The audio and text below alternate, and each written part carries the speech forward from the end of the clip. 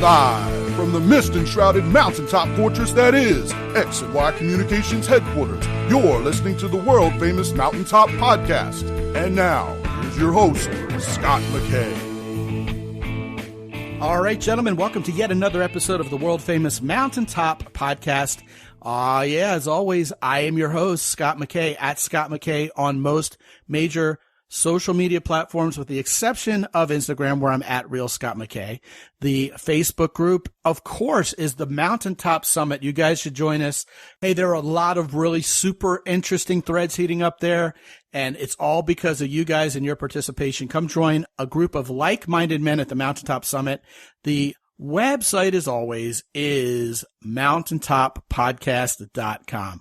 Hey, this is going to be a fun show. Every once in a while, a guest comes on and introduces me to another potential guest, and I'm ever so grateful that they do that. Today is one of those happy occasions. You may remember a few weeks ago, we had Adam Gamble on talking about how every guy needs a wingman, and he was talking about his best friend and how they helped each other get better with women. And in the midst of that show, if you listen to it, you heard Adam speak very highly of his own dating coach when he was trying to get better with women, whose name was Thomas Edwards. Well, I was so impressed with what Adam had to say about Thomas that I had him arrange that introduction. So guess what? Today's guest is none other than Thomas Edwards, the professional wingman. Welcome, Thomas. It's a pleasure to meet you, man. Scott, thanks for having me, man. It's so cool. Yeah, I say it's a pleasure to meet you. We've been talking for like a half an hour before we got started. And we're like brothers from another mother, dude. Totally. Yeah. You got a beautiful wife and you're still teaching guys how to get better with women. And we were kind of laughing out loud, in a fun way, of course, about how a lot of guys really are marketing geniuses and they know how to get clicks with, hey, here's 3 simple things you say to a woman to make her spread her legs, etc. And yet you and I and guys like us, we can tell when the other person knows what they're doing. Game recognizes game, like they say in the NBA. Yeah. Mm-hmm. And it's all because we talk about truth. We talk about what really works with women as opposed to a bunch of tricks and a bunch of games. And you call yourself the professional wingman, and that's who you were for Adam. And you started off in Boston, but now you've kind of found your way to Asheville, North Carolina, right? Yeah. Yeah, it's been a long journey. I mean, I started the professional wingman. I started coaching actually late in 2008. And then I started the professional wingman in March of 2009. So it's been about 15 years of, working with men around the country and parts of the world. And being married and still being a wingman, I feel like that's like the highest of regard in the dating industry, where our wives can give us our blessings to go out and change men's lives. I think it's pretty awesome. Well, I get a lot of guys who wonder about that. Even guys who come here and do the 10 plus live with me, which is what I call my, 4-day outing with guys. They're kind of circumspect at that first dinner when, Emily joins us to even talk about what happened that day, because they just can't wrap their heads around the fact she's okay with it. And so I'll start talking about, we had this really good interaction with, this girl, and her name was this, and here's what she said, and here's what she did. And Emily kind of does improv with me, like, yes, and it probably went like this and that and blah, blah, blah. And these guys are just flabbergasted. But the thing is, this is actually to be expected when you're going out in field and doing the right things to make women interested in you, because we're not hitting on women. We're not leading with sexual interest. We're simply leading with being charming and having women really enjoy our company and want more of us. And I don't know about you, but I do this on the daily. I mean, it's a habit in my life, even when my wife's standing right next to me. And you know what, Thomas? My wife's the same way. She can charm the heck out of guys while I'm standing there. And it's just because it's who we are. It's about authentic attractiveness, right? It's so important. Absolutely important. I mean, if not for me being who I am and what I do, I would not have met my wife. And she'll even tell you, she's been on the record multiple times saying it's about my lifestyle and how I showed up that attracted her. And then when she got to know me, the person, the character, that's when she fell in love. And so for me to shelf that or put that away would actually mean ruining the attraction that exists between us. So I still do a lot of the things. We've been married, we'll be 10 years later on this year. We'll be married. We've been together for 14 years. I mean, I still do some of the same stuff now that I did back then, and it still works, you know? So I think for guys like you and I, you know, having proof of longevity and success, I think is like, once again, the highest acclaim, because we practice what we preach on a day by day basis. And it doesn't matter if it's just our wives. We can go and we can walk down the street and we can create that connection. We can create that experience because it's who we are. These guys are the coaches that you want to be looking for. Yeah, I agree 100%. You know, it's all about track record. And you think that would matter. Like, okay, this guy is going to be my coach. What is his success rate? And I hear guys say that they've been consuming content from someone else. And I go look this person up, and there is absolutely no mention of any one female in this person's life. There are no pictures of them with a female. It's just them in their mug, you know, in front of the camera. And, you know, they call themselves, insert name here, Coaching Incorporated. And then they never talk about anything personal. It's just them barking out a bunch of orders to guys with no way to vouch for whether it worked in their own life or not. And yet these guys, I guess they're fast talkers or whatever they are, but they get a huge audience. And especially the guys who are, Thomas, the ones who go, hey, you know what? Just stay away from all women. They're all horrible. Go your own way. All these red pill guys. I can't believe how huge the market is in the dating coach world for telling guys just to avoid women and stay away from them to begin with. You know what I mean? Well, here's the thing, Scott. Like if you look back to, I want to say 2006, 2007, this was kind of the rise of the pickup artist community, right? For sure. I was the pickup artist, the game, right? Yeah, right. So I didn't come from that, but I was very enamored with how the rise happened so quickly. And I realized that part of it was because over the history of time, men have struggled with creating connection with the opposite sex. It has been a problem since the beginning of time. And at certain levels, there's a visceral reaction of trying to solve that problem. And it has to come from either a positive, hopeful, constructive place, or it comes from a frustrated, resentful, angry place, right? And so when these solutions come up that, you know, I think they have good intentions, such as the pickup artist community, because it talked about the psychology and the science of seduction and attraction.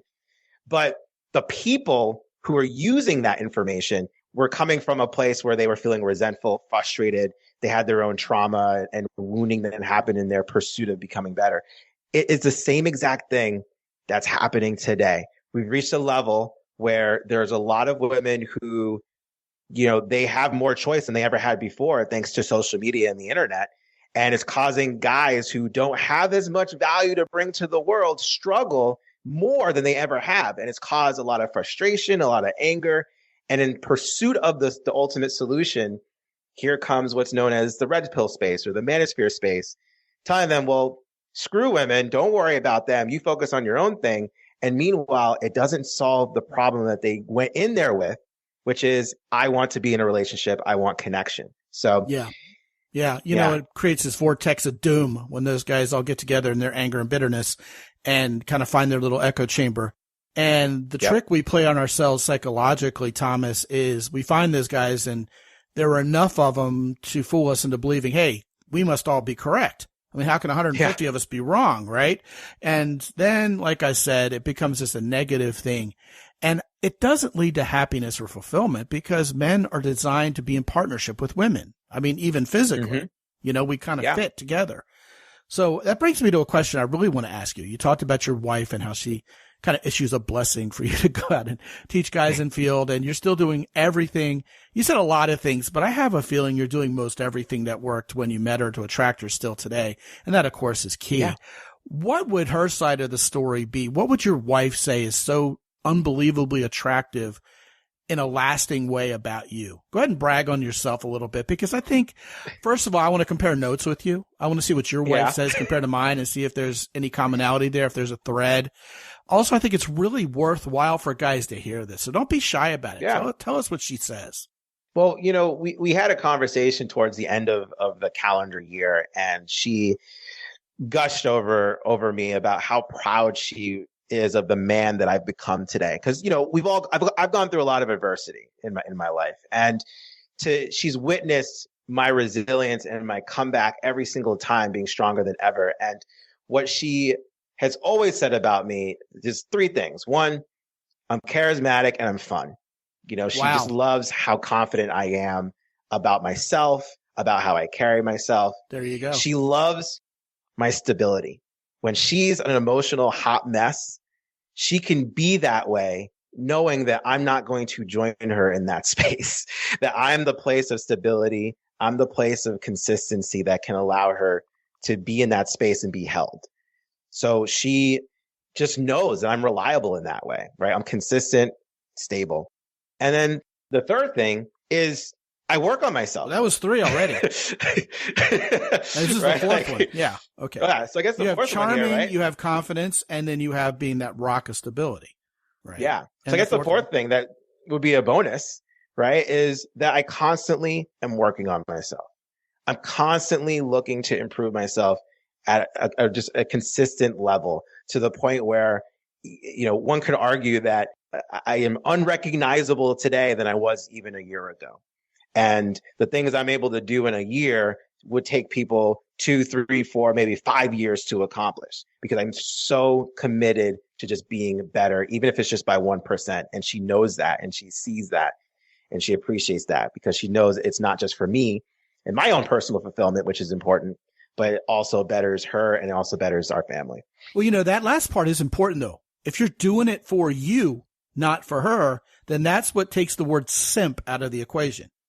If Absolutely. You're just trying to please a bunch of women and kowtow to them and trying to figure out what they want so you can give them more of it in a way that diminishes yourself, that's when you're going to get in trouble, and you're going to go, well, I did everything these women said they wanted and it still didn't work. But you, on the other hand, man, you're speaking my language, and I knew you would. Mm-hmm.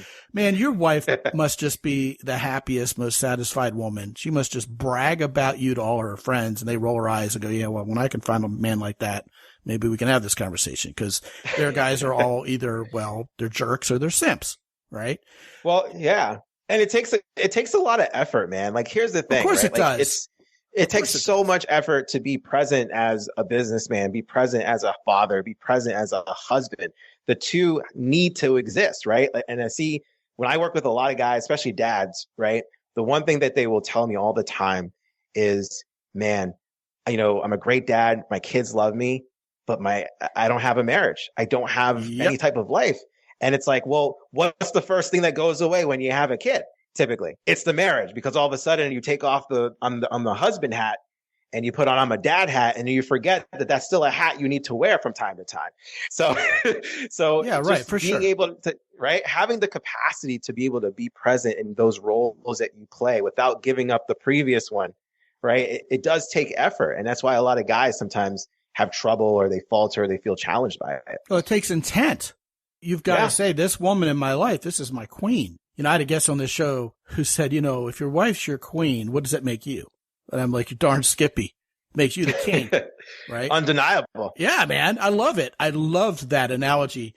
Now, let's dissect what you said a little bit, because I think this is incredibly important, not only for these guys to hear in its raw form, but it leads really nicely as a segue into our topic du jour. First of all, you're charismatic and you're fun. Okay. So you're coaxing out of the woman in your life, and presumably the women you met before her, right? This femininity, this feminine nature. She finds you irresistible. She's charismatically drawn to you. She says she finds you charismatic, which means not only that she wants more of you because you're charming, but that she's willing to follow your leadership because she trusts you. That's charisma, right? Yes. So then you're confident. So you believe a woman like her should be attracted to you, and she follows that lead. Third, you're providing this safe nest for her to play around in as a feminine human being. And then what does she do? She enriches your life with that femininity. Again, she's following your lead. You were generous, you were optimistic, right? And fun. Yeah. And she follows suit. And this is so difficult for very selfish, very bitter guys to wrap their heads around, because they're so busy trying to find a way to trick women into bed that they forget she's human. And not only is she human, but her feminine nature responds to masculine leadership. Then, absolutely, to culminate the whole thing, you wrap all this up with the character of a man who is becoming a better man. He didn't say, oh, you know what? I got this woman in my life. I'm going to let everything slip. I got her locked down. I'm just going to relax, get a little lazier, get a little fatter around the midsection and, maybe not put as much effort in. No, because you are you and your character won't let you slip. Therefore, you have again led her to become a better woman every day. And the next thing you know, you're together for, 10 years in your case, 18 in the case of Emily and I, and we're better people for it and we're hotter for each other than ever. This seems like a simple equation to you and I, Thomas, but a lot of guys, it's like putting a jigsaw puzzle together, which brings me to what you brought up today as the topic you wanted to cover, which is gamifying your masculinity, which of course sounds a little fraught to guys who come from the pickup artist community and been around a while and been around the block. Because, anytime you game something, you're kind of trying to beat the system a little bit and find a cheat code. And that can feel a little underhanded and dishonest, but I know that's not where you're coming from because you talk about creating authentic polarity with women through this concept of gaming your masculinity. So I think it sounds like an incredible, certainly a clickbaity topic, and I want you to unpack it for us. Tell us what you're talking about there, man. Yeah, absolutely. So I've spent a lot of time, several years studying gamification, game design. I mean, I went to school for games originally, college. I wanted to be a producer like you mean for video literally. games. And so video games. Literally went to, Okay, gotcha. literally video right. games. I like where this is going. Yeah, my dream was to be a producer for Sony Entertainment, to go out and live out in Tokyo, Japan, and just like live the life, right? And it obviously didn't turn out that way, but I still had this passion for video games and the industry and the psychology of how games work. And so I decided to just go all in on what does that look like? I spent time actually, semi-professional, becoming a gamer and competing in tournaments, both online and in person, studying the craft, really immersing myself. And I realized, when you can take a gamified approach to life, your performance dramatically increases. And then I went into the science of it, and I realized that playfulness is actually what I consider an elite form of mindfulness and personal development. Bam. Because think about it, as kids, as we grew up, right, the way that we learned the most was through playing with our kids, playing counting games, color games. We just learned. And we think about dolphins, they're the most social animals we've seen. They learn through play and social dynamics. Well, hold on. I've heard that's a mammalian trait in general. Yeah, across the board. Yeah. Right. And so at some point in my personal experience, I thought I was done playing. I was done learning.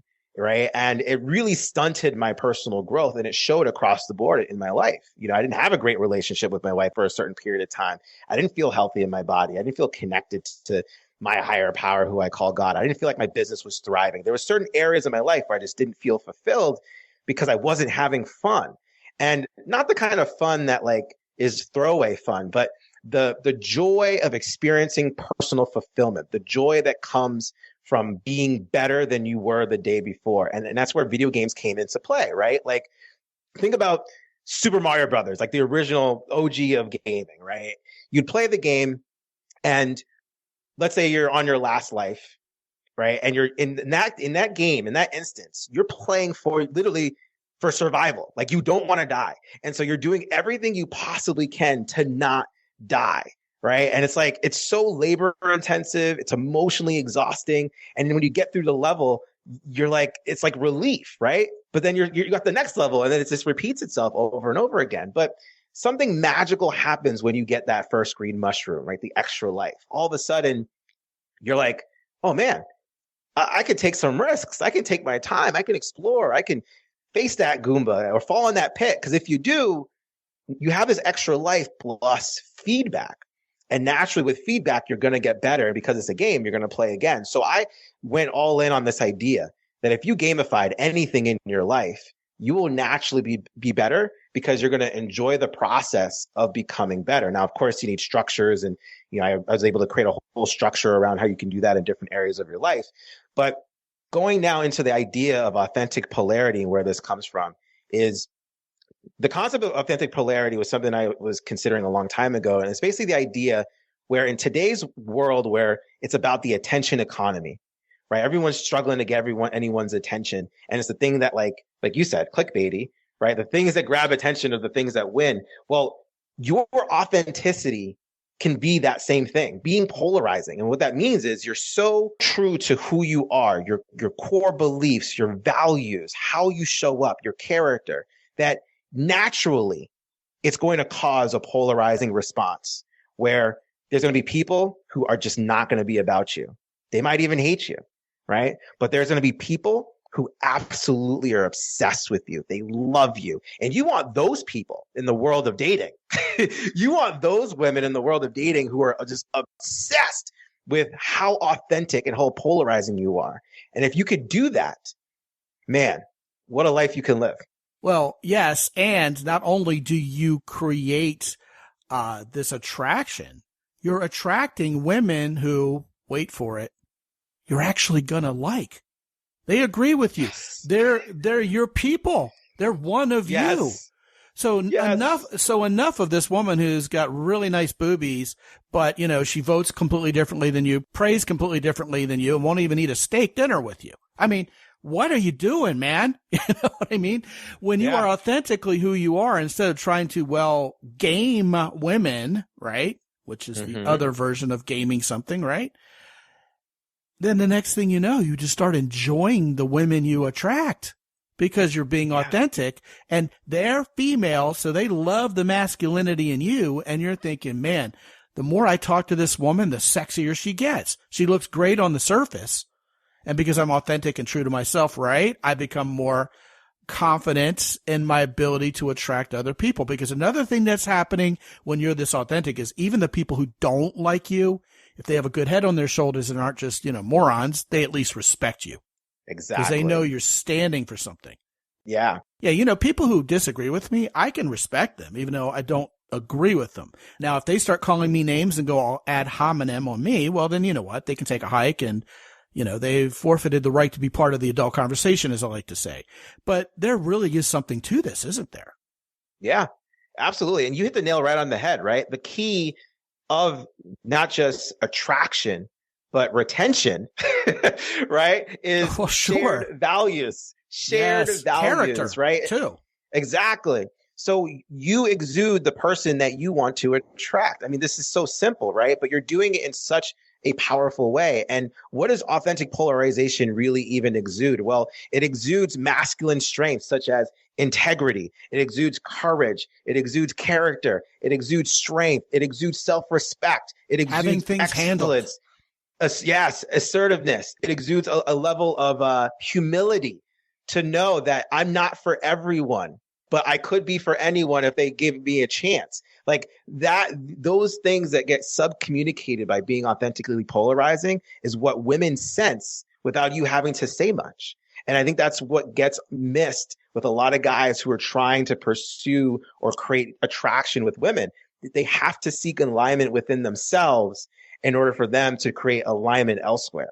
I love it. And you know what? As much as I am pleased that you aren't living that sexually isolated lifestyle as an otaku in the Akihabara district in Tokyo, and that you're with us here in Asheville, North Carolina, I want you to bring this back around full circle and talk about how gamification applies to all these amazing masculine attractive principles we're so proud to talk about. Yeah. Well, one of the things that we have to accept inside of masculinity is that life is hard for men. It's just hard. And when we can accept that, then the real work gets to begin. We know that we have to come from, quote unquote, a losing hand.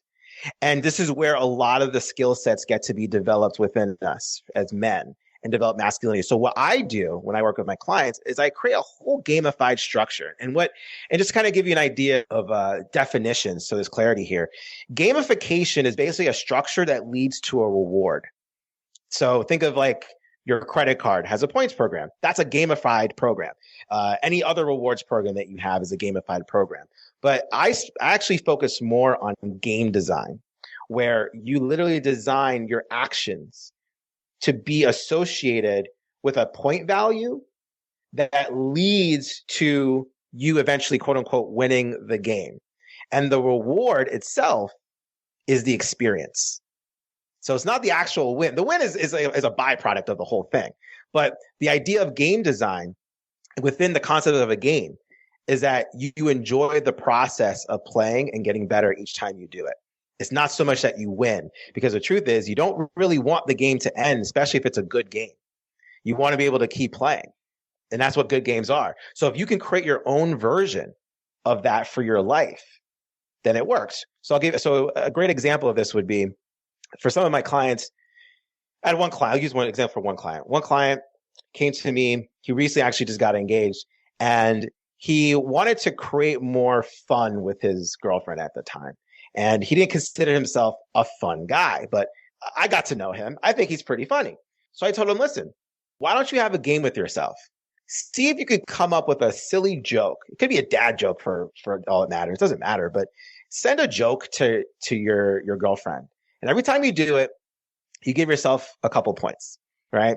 And over the course of a month, I want you to track how many points you got. And whatever percentage you got, you correlate that percentage to how much more fun you're having inside of your relationship due to you making this subtle shift in your life. And sure enough, when he was delivering the jokes, as corny as they were, not only was he enjoying the experience of making her laugh, she was enjoying the experience of laughing.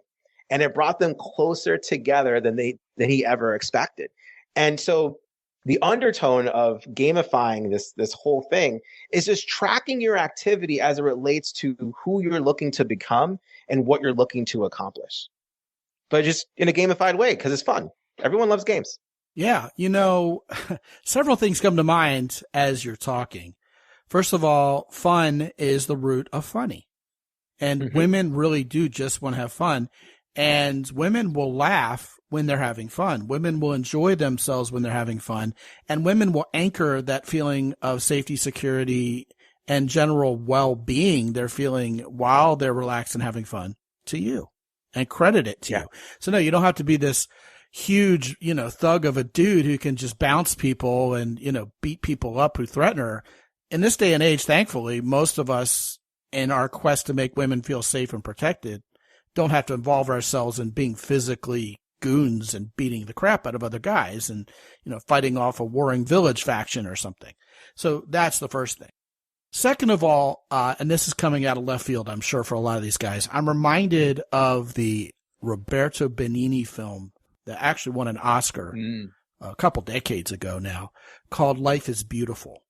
And one of the amazing things about that movie winning the Best Picture Oscar, which I'm pretty sure it did. I mean, somebody may fact check me on that. I'm talking from memory here. But the reason why that movie was so compelling was because the lead character, Benigni's character, was sent to a Nazi concentration camp with his son. And he protected his son and empowered his son to survive that Nazi concentration camp until the day it was liberated by turning the whole thing into a game, kind of helping his son see it as a contest that he needs to win. And you get points for doing this and, don't do that because you'll lose and you want to avoid this and do more of that. And, this is a bit of a spoiler alert, but the child survives Nazi Germany that way. And it's a wonderful movie. And he gamified that experience that was very difficult and very demanding and cost most people their very lives in a horrific fashion and made it into a game, and it empowered his boy. So even from a core human perspective, this idea of turning everything into a contest, especially for men, mind you, because we're kind of hardwired that way. I mean, somewhere there are women who are kind of flies on the wall listening to this, Thomas, and they have no idea what in the hell we're talking about. They just know if we make them feel the way we're saying we like to make women feel, they're nodding their head going, yeah, that's great. But we talk about this whole gamification of things and they're scratching their heads, which I think is funny. So it's definitely masculine wiring, but it is our wiring to want to gamify things. So instead of giving up and thinking, this frickin' sucks and wallowing in this bitterness that we talked about, so many guys fall into this vortex, this trap of feeling that way, turn it all into a big game. Yeah. And the last thing that comes to mind, and I want you to comment on this, is, this really is a journey to be enjoyed, not simply a destination. I mean, I think of chicks going, I want to get off this freaking dating site and find my husband and start making babies and live happily ever after. I just want to find my guy and get married. And I think men are more likely, if we allow ourselves to, instead of getting tunnel vision, we're more likely to really enjoy dating. Man, I'm dating 2 women at once. I'm dating 3 women at once. Now I've raised the bar where all 3 of the women I'm dating are hot. I'm feeling like the king of Siam about now. And then once you meet the right woman for you, it becomes a lot more of a decision that you decide to, kind of retire from the game and, well, do what we did, coach. It's like being a professional, NFL or baseball or NBA player. When we retire from the actual game, we teach other guys how to get better and become the coach. Yeah. But that's the difference between me and you, Scott, and so many other coaches who are out there, right? Like, we've done it, right? We've done it. We've been able to find the woman of our dreams. We've been able to attract her. We've been able to keep her, and we've been able to keep her for a long time. Now, I've been able to repeat this process almost 400 times. I've worked with over 1,000 clients, but almost 400 of my clients are married and 0 of them are divorced. Now, That's it doesn't amazing. mean that now, I want to say a very important disclaimer. It doesn't mean that won't happen. Divorces won't happen in the future, right? Like, the odds are heavily against me considering the studies and the statistics that are out there. But for right now, I'm batting 1,000, which tells me that I'm doing something right, right? And so the difference between guys like us is that we actually are speaking from experience and repetition and current practice, which is very, very, very important. And you hit a really good, important point around the idea of men and gamification and games and even women, right? Like, we all love games. We all love games. The problem with games is when we size up ourselves against someone else. That's when things can go wrong. But for men, the game that they need to play is them against themselves. And if they do that and they just focus on 1% improvement incrementally every day, man, there's magic in compound effort. And you will be amazed what committing yourself to a year of playing this game against yourself will lead to you a year from now. Yeah, I think a lot of guys are very used to comparing themselves against some stud who they think they can't compete with. And I don't think that's even gender specific. I think women constantly compare themselves against a woman who they think is prettier or hotter. Absolutely. And it's really odious because, first of all, this is going to sound a little harsh, Thomas, but I bet you're going to agree with me. My opinion of how hot I am doesn't even matter.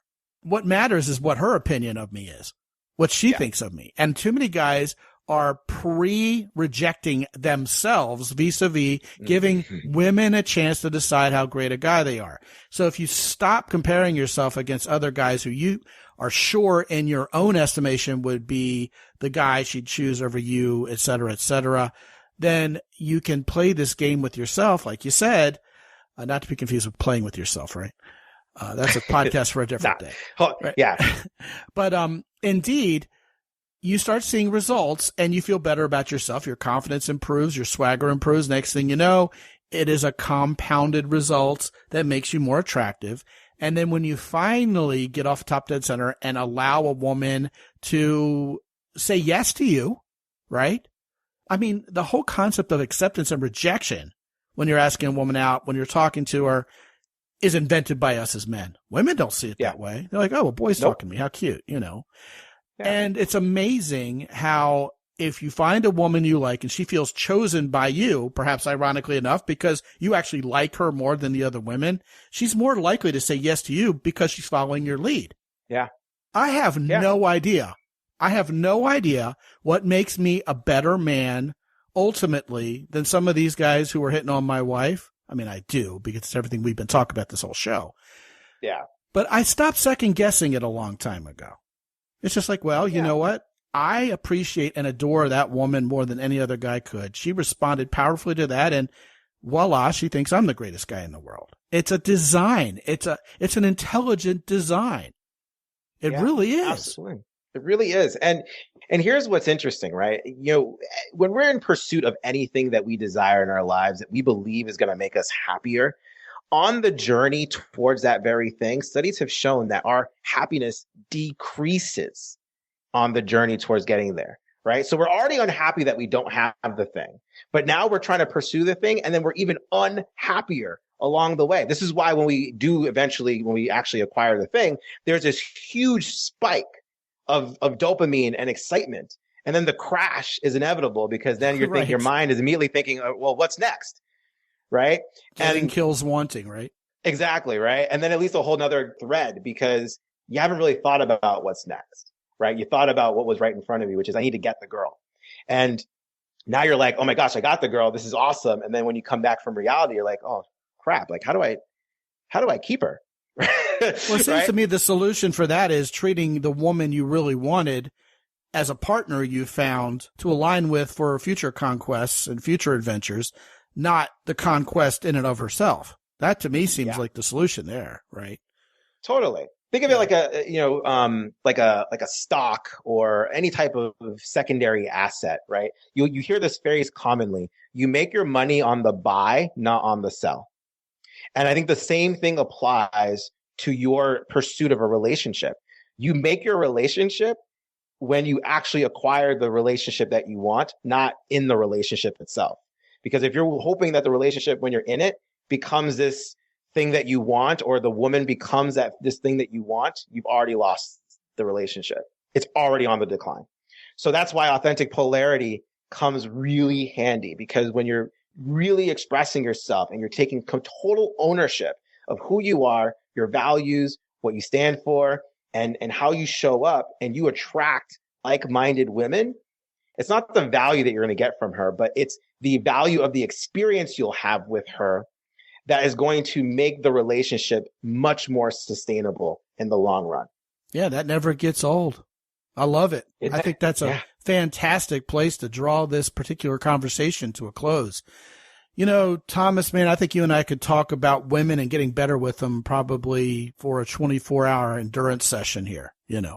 But since this isn't, you know, Le Mans and it's only a podcast, I think we'll save it for another day and invite you back for sure. In the meantime, what I want to do is I want to send these guys to your website, which is theprofessionalwingman.com. And if you want to get there quickly and easily, guys, just go to mountaintoppodcast.com/wingman. All one word, WINGMAN. And when they go there, Thomas, what are they going to discover? So I have some really cool stuff. So I have a fun little quiz that asks you if you're quote unquote dateable. It's a funny just way to kind of check in on your skill sets. I have amazing programs and offerings for you, whether it's one-on-one, inside of a group, in person, virtual. And I also have what's called Wingman AI, which is my knowledge base put inside of an AI algorithm that will allow you to ask questions right there on the site.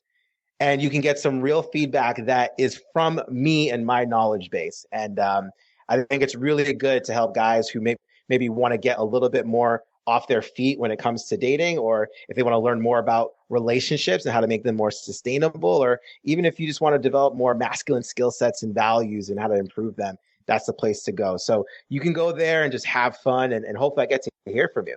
All right, man. Sounds great. And guys, once again, to check all that out, go visit Thomas Edwards at mountaintoppodcast.com/wingman. Again, Thomas Edwards from Asheville, North Carolina, by way of Boston. What a wonderful show. And again, like I said, man, come on back. Let's talk more about this. Would love to, man. And thanks so much for having me, Scott. I really appreciate it. Yeah, man. It's been a pleasure, as I figured it would be. Guys, if you go over to mountaintoppodcast.com right now, you can get in on the master classes. At the end of every month, I do a deep dive with you guys live and in person into a specific area of getting better with women. I tell you what, the satisfaction level is about 100% from you guys when you get on board. A lot of you guys even opt for the season ticket after giving it a test drive, saying, man, I want more of this. I want more where this came from. Because guys, get results for going to those master classes, and it happens immediately. It's like actionable steps you can start using the very next day after that evening master class. Find out about all the master classes by going to mountaintoppodcast.com/masterclass. While you're at mountaintoppodcast.com, absolutely positively get on my calendar to talk to me free for 25 to 30 minutes. Some of you guys have not done that yet. Hey, if all this talk today and on recent shows has made you think I need to get the right woman in my life once and for all, let's don't delay this any longer, guys. Get on the phone, talk to me. You can sign up, get on my calendar at mountaintoppodcast.com. While you're there, please also give some love to our sponsors, Jocko Willink's company, Origin in Maine, the Hero Soap Company, and the Keyport, which is, of course, that everyday carry item for the 21st century that is not your grandfather's Swiss Army knife. When you partake of any of our sponsors' goods, please use the coupon code MOUNTAIN10 to get 10% off your order. And until I talk to you again real soon, this is Scott McKay from X&Y Communications in San Antonio, Texas. Be good out there.